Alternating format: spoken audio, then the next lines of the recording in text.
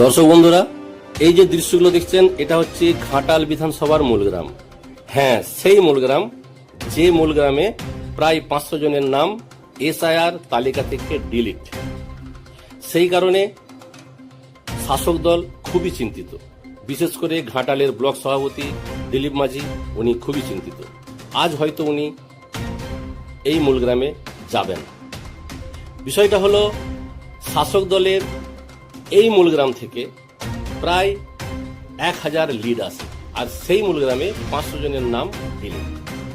কিন্তু তা সত্ত্বেও এই গ্রামের মানুষের এখন পর্যন্ত শাসক দলের প্রতি প্রেম ও ভালোবাসা দেখার মতো। সেই দৃশ্যই আমরা বাংলার আওয়াজের পর্দায় দেখানোর চেষ্টা করছি। প্রায় 500 জনের নাম ডিলিট, তা সত্ত্বেও সামনে ভোট, তার প্রচার প্রসারের কাজে কোনো খামতি নেই। একদম জোর কদমে চলছে শাসক দলের প্রচার প্রসার। চিন্তার ভাঁজ শাসক দলের তো রয়েছে, তার সাথে সাথে সেই গ্রামের মানুষের কি হবে? তারা কি আদৌ ভোট দিতে পারবে? শাসক দল কি কিছু করতে পারবে? দিলীপ মাঝি মহাশয় আগামী দিনে এই মূলগ্রামের জন্য কি করেন, কি ভাবছেন, কতটা কি পরিকল্পনা করছেন, সেটা আপনাদের সামনে অবশ্যই তুলে ধরব। তবে আজ ব্লক সভাপতি দিলীপ মাঝি মূলগ্রামে যাচ্ছেন। ভালো থাকুন, সুস্থ থাকুন, বাংলার আওয়াজ দেখে থাকুন। আমি নকিবুল ইসলাম। নকিবুল ইসলামের রিপোর্ট, আপনারা দেখছেন বাংলার আওয়াজ।